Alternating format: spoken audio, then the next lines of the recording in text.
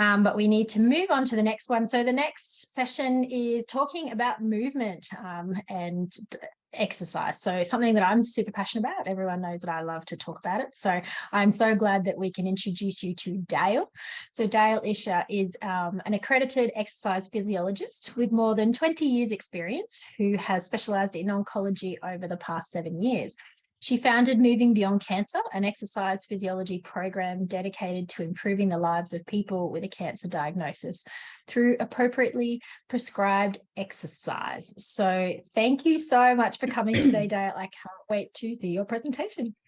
Thanks, Lisa. Thank you very much.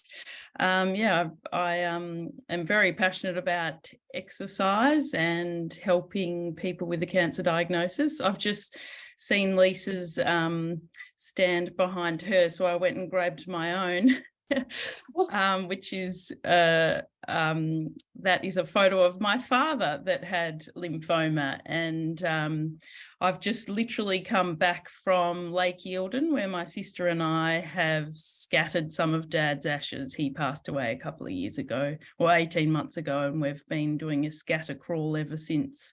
So Lake Eildon was one of the places, but he did really well for a very long time with his diagnosis. And was very much involved in exercise. So I'll share my screen with you guys. I think I was just going to mention, Dale, you wanted people to ask questions during your presentation if they wanted to. So if you need to, just pop your questions in there. Yeah. So I like doing it that way, just so I know that there are people out there listening. So if it's a question that's relevant to what I'm talking about at the time, I'd appreciate it if you did interrupt me. That's fine. Otherwise, leave them to the end. Thank you. Great. Thanks, Lisa. So the first thing we're actually going to start with is a poll. I would like to know what side effects you have all experienced. So I believe that poll will be coming up right now, and we'll see the answers on our screen very shortly. So the choices you have to choose from there are fatigue, increased risk of infection, peripheral neuropathy, loss of muscle mass, general deconditioning, balance issues, and chemo brain.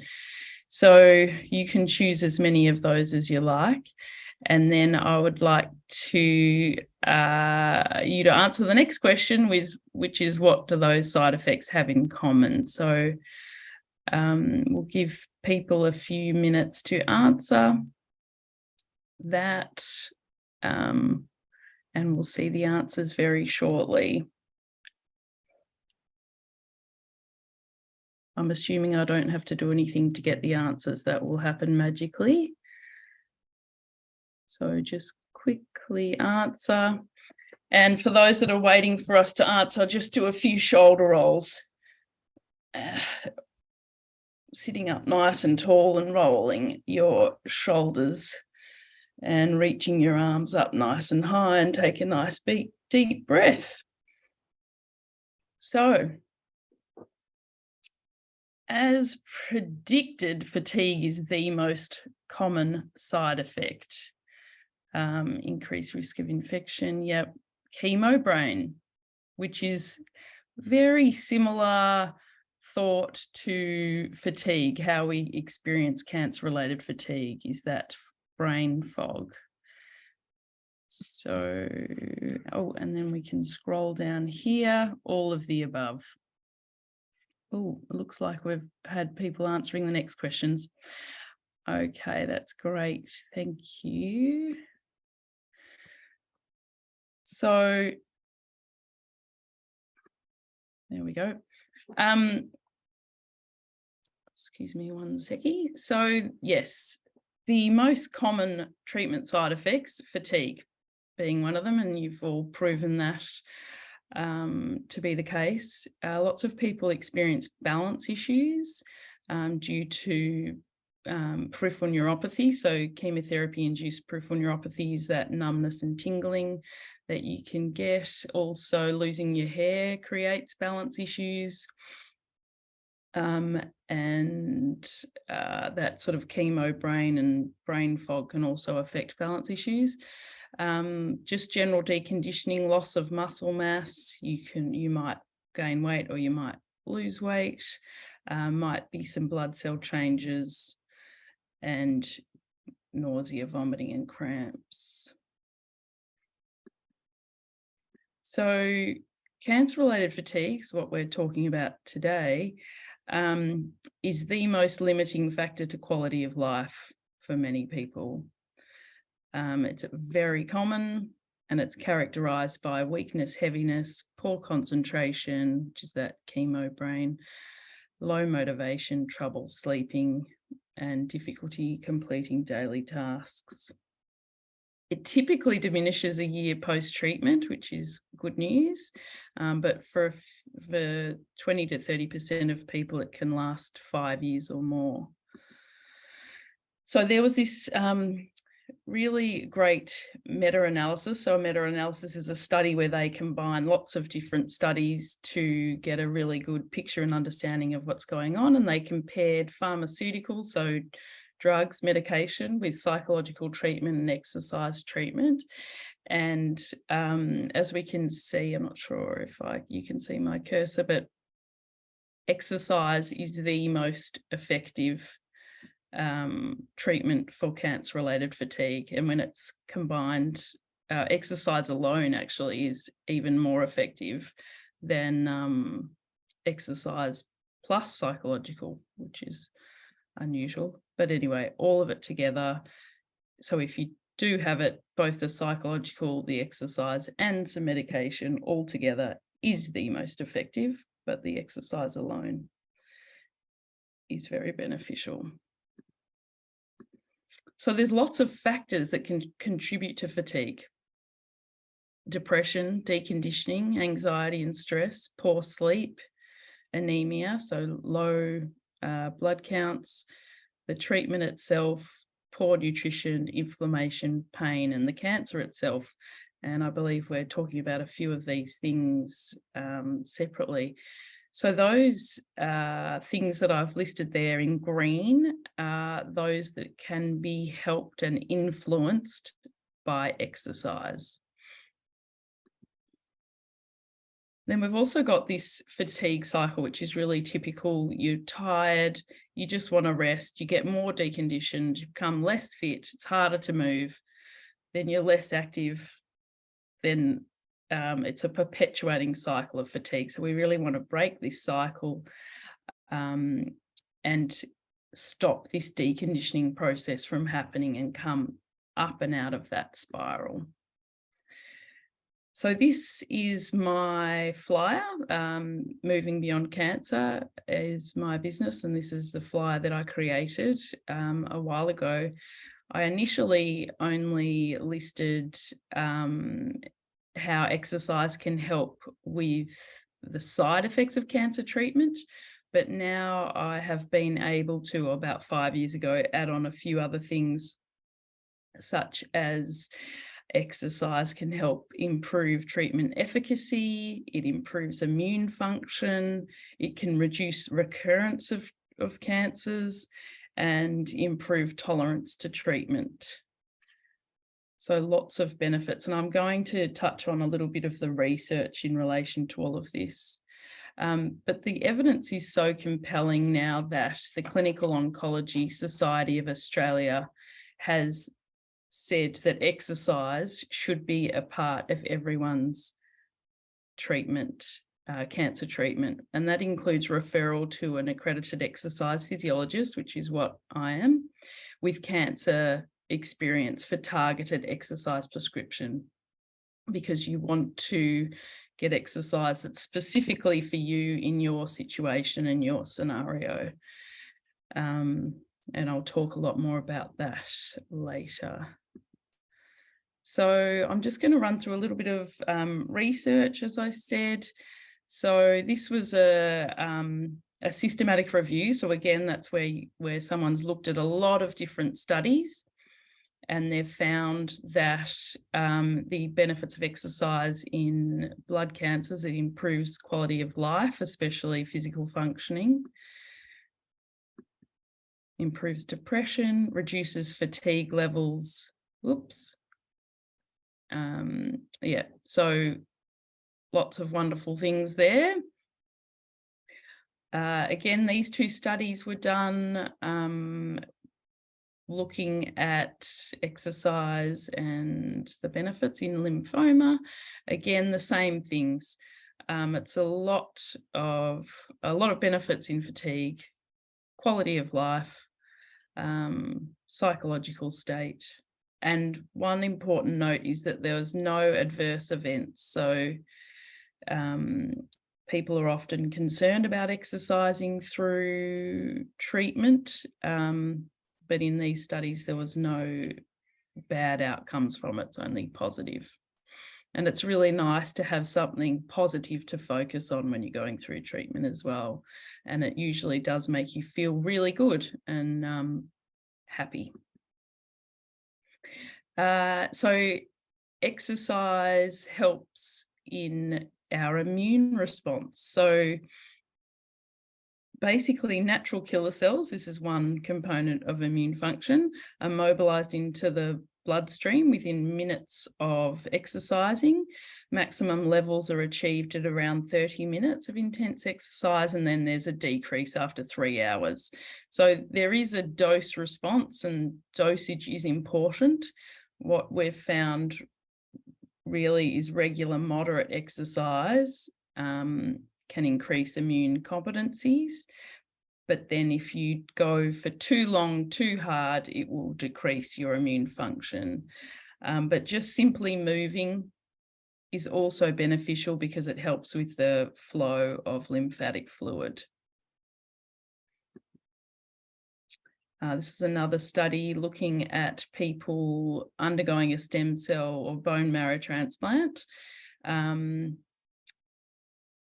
Half the people did bed exercises, so nothing too vigorous, just moving arms and legs and pumping ankles and hugging knees and rolling shoulders and all that sort of thing. They did it every day for 6 weeks, and so lymphocytes are one of the white blood cells important in immune function, increased by 40, and in the control group they decreased significantly. This slide is just showing you these very ugly pictures on the side there are showing tumour volume in mice models. So this is early stages, emerging evidence mice models showing that how exercise can actually reduce tumour volume when done in conjunction with chemotherapy while someone's going through chemotherapy. The recommendation now is not to exercise during chemotherapy infusion or for around 12 hours afterwards, but certainly exercising before chemotherapy infusion is perfectly safe. I'm repeating myself there that exercise improves survival and reduces recurrence. So I hope that has convinced you that exercise is really important, but we need to discover how you exercise. So the overarching, this is like an umbrella, what everybody should be doing. So not taking into account personal situation. The recommendation is that it's safe, that it should be part of everyone's cancer treatment. So that is the case for everybody. But then we need to manipulate things like the intensity, frequency, duration according to a person's particular situation. But the general cardiovascular or aerobic component for everybody, the recommendation is at least 150 minutes of moderate to vigorous exercise. So that's around 20 to 30 minutes a day. And we want to start by gradually, so say that like you think, oh my goodness, there's no way I can possibly achieve that. Starting in little bite-sized portions of exercise. So you might just walk for 10 minutes a couple of times a day, and then trying to gradually build up the duration of that 5 to 10 minute walk until you're getting to around 30 minutes a day, and then gradually, well, every second day actually, and then gradually build up the frequency so it's every day. And then we can look at building up the intensity after that, to try and, where you're getting your heart rate up a lot more, which I'll talk about in a minute. And so cardiovascular examples are things like walking, running, cycling, swimming. It's where you're getting your heart rate going. And the other recommendation, not just cardiovascular exercise, but also strengthening exercise is really important. And the general guideline is to do 2 to 3 strength training sessions per week for major muscle groups, again, to that moderate to vigorous intensity, so where you're actually pushing yourself a little bit. Multi-joint exercises means, using more than one joint at the same time. So doing a squat is better than doing just a leg extension, because it's a more functional exercise, and exercise that uses lots of big muscle groups is ideal. And if you've never strength trained before, a place to start would be doing 1 to 2 sets of 8 to 15 repetitions. So that means that the weight's not going to be particularly heavy to be able to achieve 15 repetitions. And then you progress to doing slightly heavier weights, less repetitions, more sets. So I'm just going to talk a little bit more about what moderate intensity means and vigorous intensity means. So we can do it based on your heart rate. So moderate intensity is around 70%, 55 to 70% of your heart rate maximum, and you work out your heart rate maximum by minusing your age from 220, and then multiply that by 0.7, for example. And so for someone who's around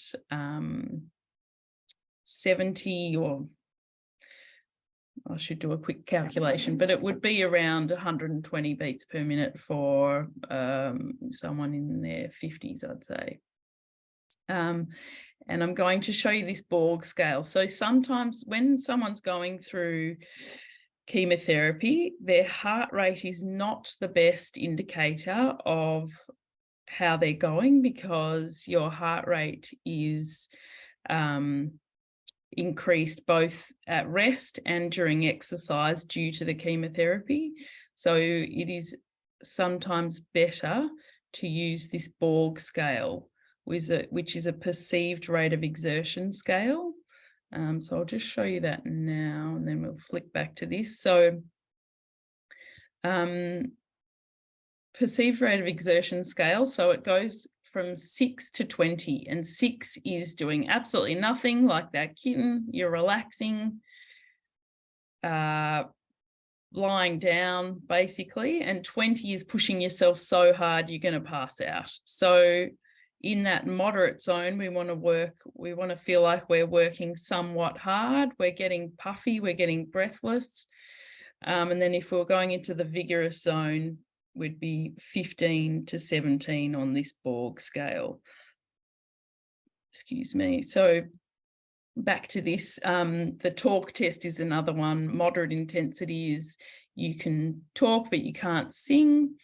And things like walking, biking, hiking, I mean, any of it can be moderate, and any of those things can be vigorous, but you're more likely to be vigorous when you're running, just trying to go faster, that sort of thing. And it's more vigorous, you'd be sweating, you can't really hold a conversation, working a lot harder.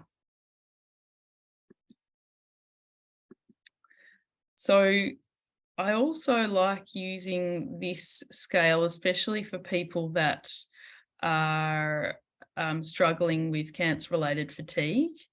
and I would prescribe, say, usually a 2 or a 3 for someone that's really struggling with fatigue or going through treatment. And it also depends, of course, on, your chemotherapy cycle, for example, where you are in your cycle.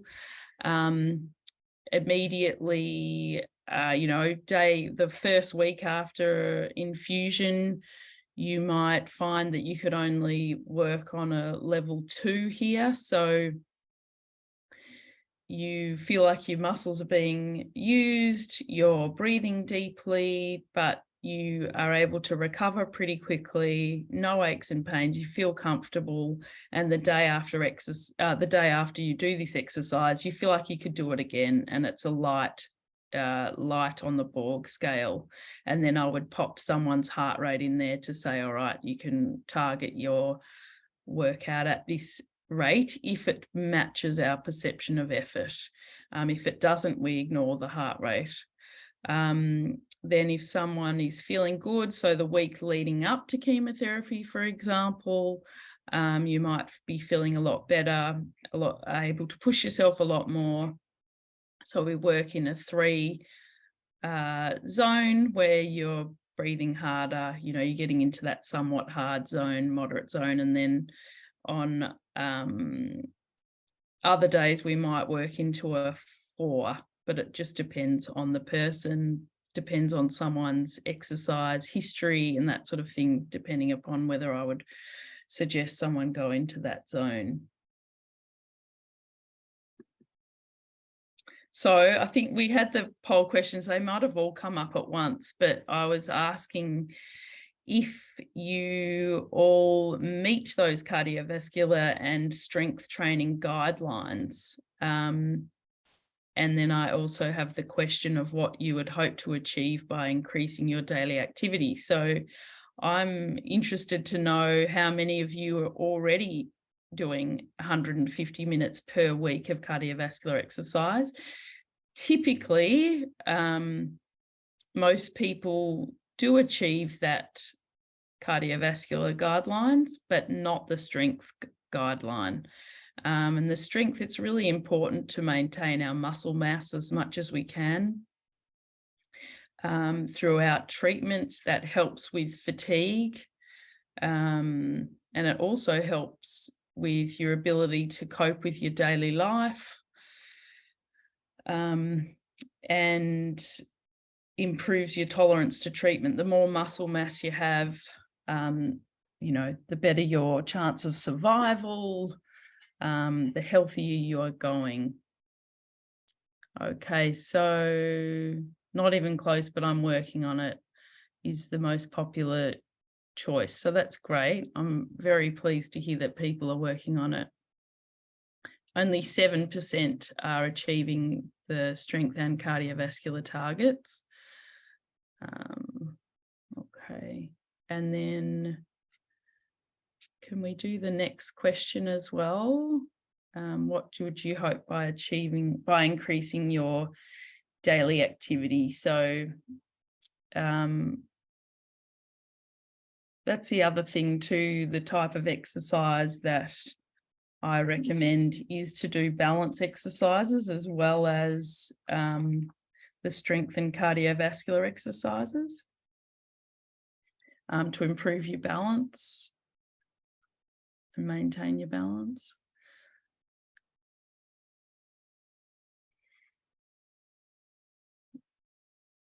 So if anyone needs to stand up while we're waiting for these questions, stand up and do a bit of a lean side to side. And oh, that made my sound go a bit funny there. All right, have we got the answers to that poll?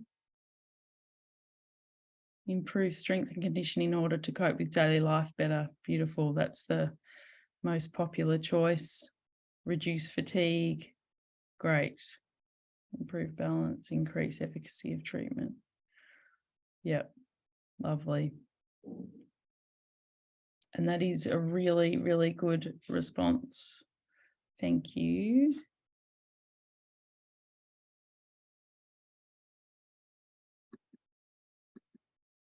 So I just wanted to list a couple of, and maybe this has been discussed and other presenters might discuss some of these things, but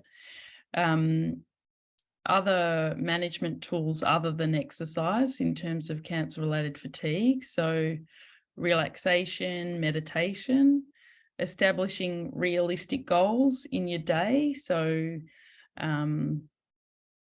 you know, you don't want to be feeling down because you haven't been able to achieve the goal of that you've set with exercise. Pacing your day and pacing your week. So not trying to put all your eggs in one basket for one day and absolutely have a bit of a boom bust cycle. Exercising at the time of day when you're least fatigued. So for a lot of people, that's mid-morning around 10 o'clock, depending upon what time you get up, of course. Doing exercise that's consistent and sustainable. So something that you can achieve, you know, and that you can feel you can back it up the next day or the day after. And yeah, eliminating the activities that are causing you to crash. So not doing the, you know, 3-hour tennis match, for example.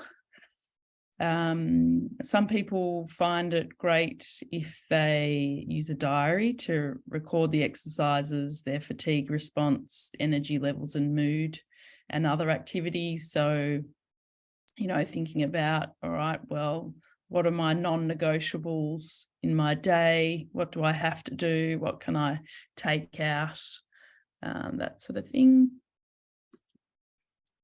Distract when you're doing exercise with music and laughing, and it doesn't have to be with exercise. Any time is a good way to make your energy levels increase.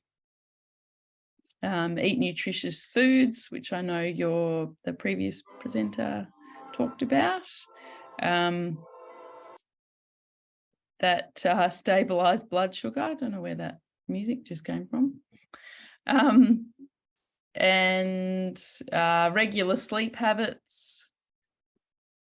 And walking in nature in the morning with the sun on the face is really good to get your circadian rhythm going, to help with sleeping as well. So as I mentioned, especially with your chemotherapy cycles, for example, your energy is going to fluctuate from day to day. So it's important to pace yourself. With exercise, I often prescribe 3 different programs, like a good day, a bad day, and just a forget about it day. But doing something is better than nothing, even on those no-way days, like just, you know, rolling your shoulders, circling your ankles, gentle stretching, lying down, or sitting-based exercises, straightening out your legs, you know, up on your toes, back on your heels, just really simple stuff. It's all beneficial.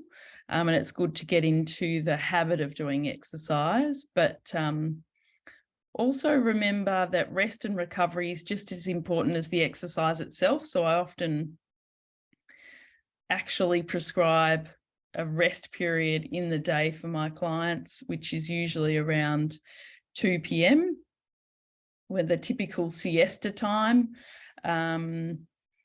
where your energy levels do dip. It's a nice time to actually lay down. And if you happen to fall asleep, then your body needed it. As long as you don't sleep too long to make it affect your evening sleep. So I just wanted to talk a little bit about exercise physiology and what it looks like in terms of coming to see an exercise physiologist. So I don't know how many of you are familiar with exercise physiologists, but we are university trained and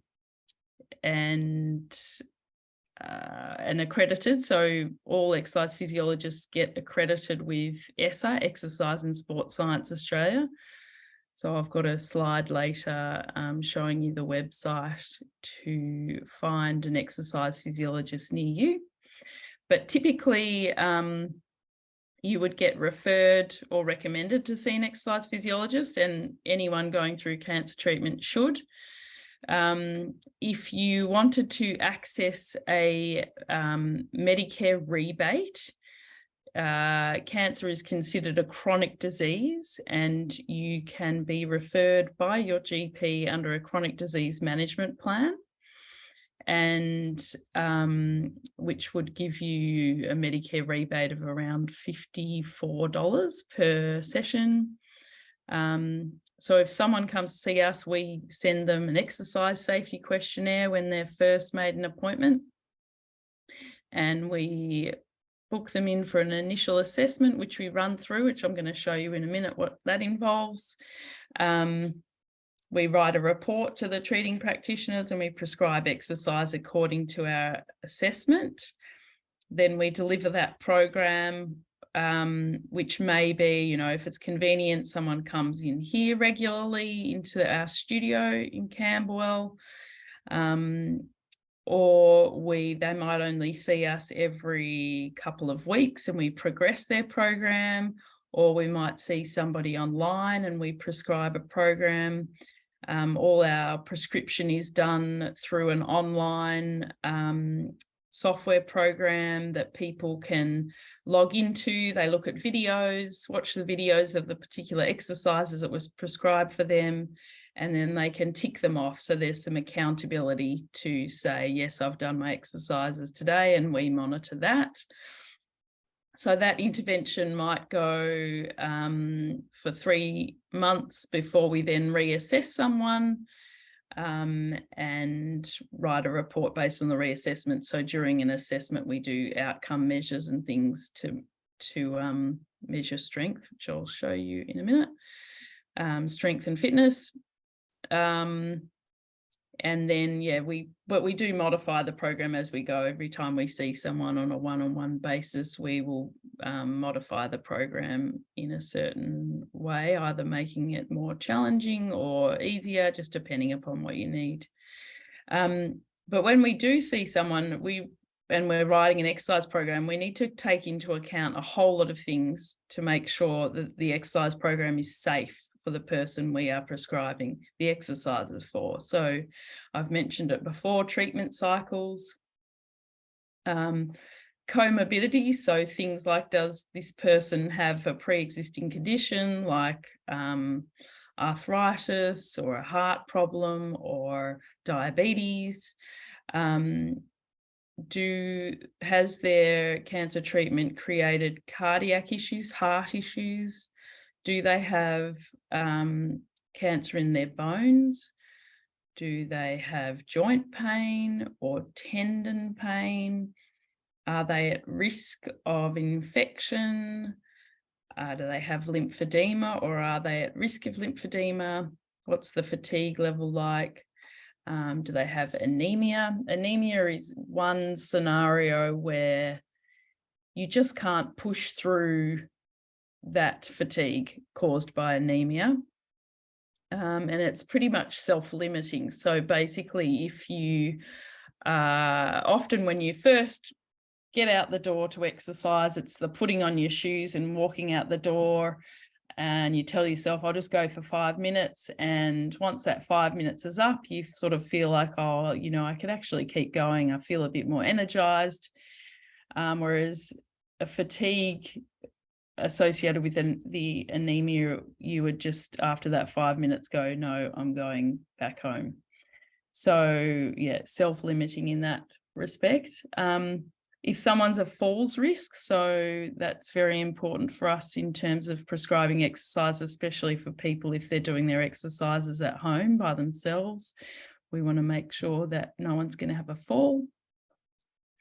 If they've got a PICC line or a stoma, or they're recovering from surgery, or they have radiation sensitivity, that all needs to be taken into account when prescribing exercise.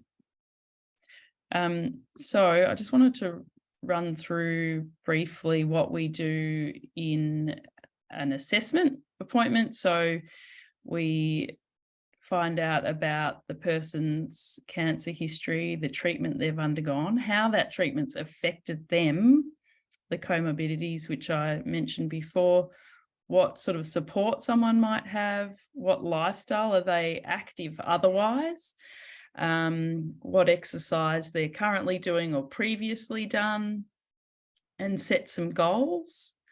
And then we take measurable outcomes. So someone's blood pressure, resting heart rate, oxygen saturation, look at body composition, waist girth.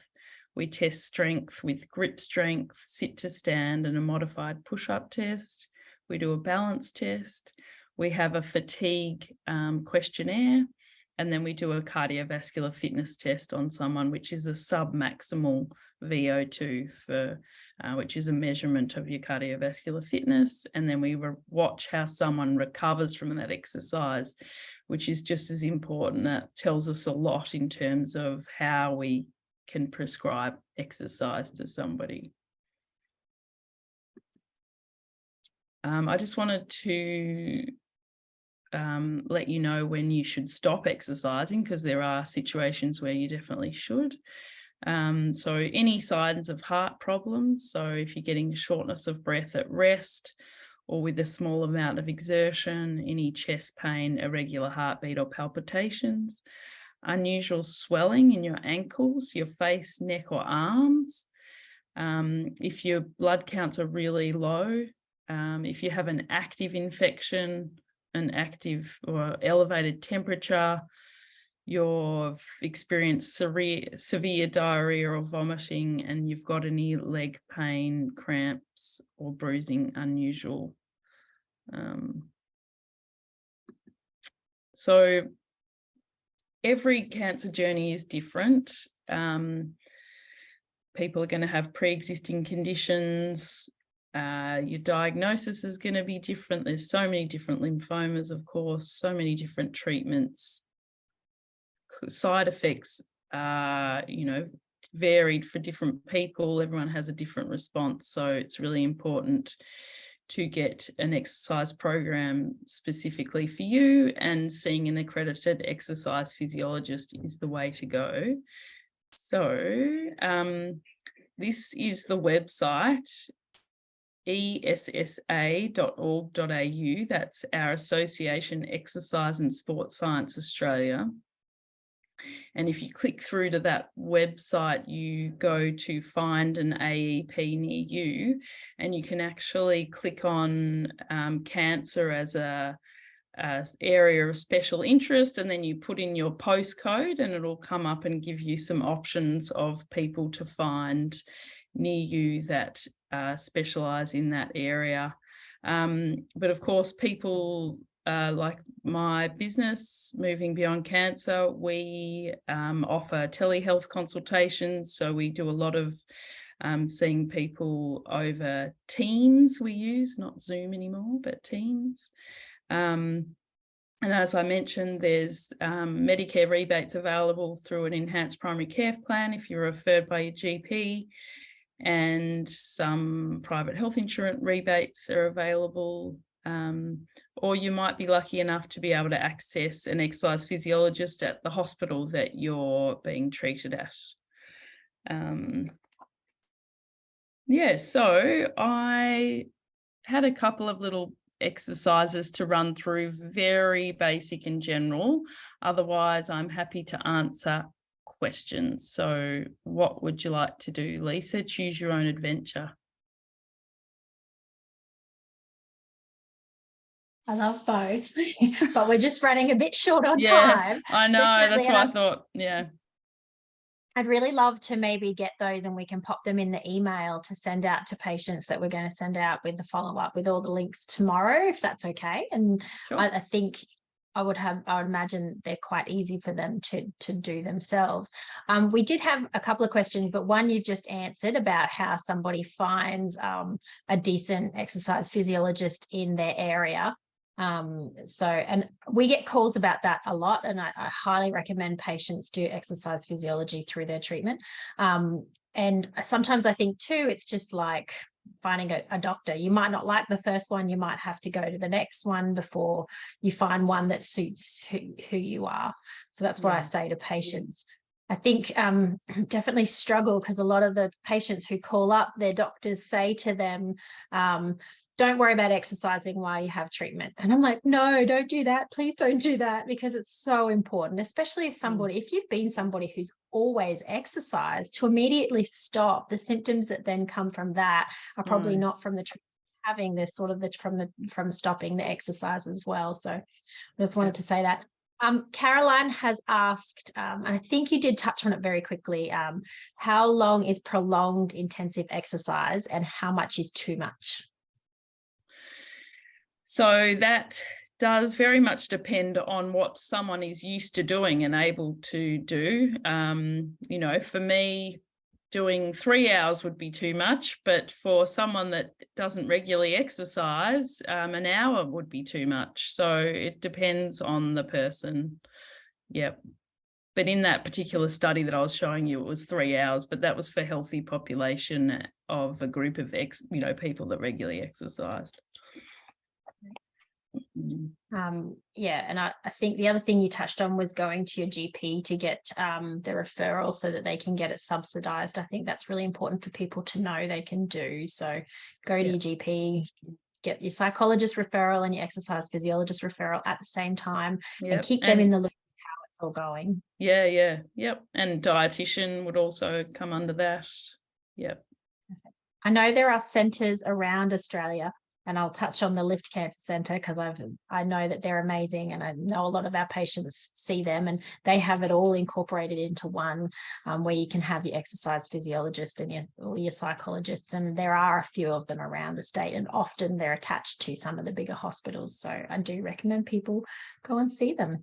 Yeah. Sure. Sorry, another question. I am in post-treatment exercising and I find I get regular joint pain. Any suggestions? Yeah, so joint pain is really a common side effect. So the best recommendation is to make sure you're doing a really thorough dynamic warm-up, then doing a thorough cool down and stretch at the end. So static stretching at the end, dynamic at the start. So both dynamic and static stretches, which will help with joint pain, and making sure that your technique is correct when you're exercising, that when you're squatting, your knees are aligned and you've got your bottom back, your knees aren't coming over your toes, all that sort of thing. So that you're developing some good strength as well. Yeah, and looking at other things like footwear. It depends which joints. It could be your thumbs or, it just depends on what joints we're talking about. But strength and flexibility is really important. Great. What are your views regarding yoga and Tai Chi? They're great. Really good. Yeah. Also, it's worth noting that there's yoga and then there's yoga. It can be really simple and it can be super, super challenging. So, but I think they're great. Tai Chi is lovely for mindfulness, relaxing, control, balance, strength, and same with yoga. They're fabulous, as long as you're complementing that with some cardiovascular exercise. Perfect. And like you say, anything is better than nothing, I think. Absolutely, for sure. Perfect. I think that's all the questions that we probably have time for anyway. I really appreciate you presenting for us today, Dale. I loved it. It's great. Thank you. Thanks so much for having me, and all the best with the rest of the day. Thank you so much. Okay, thanks. Bye.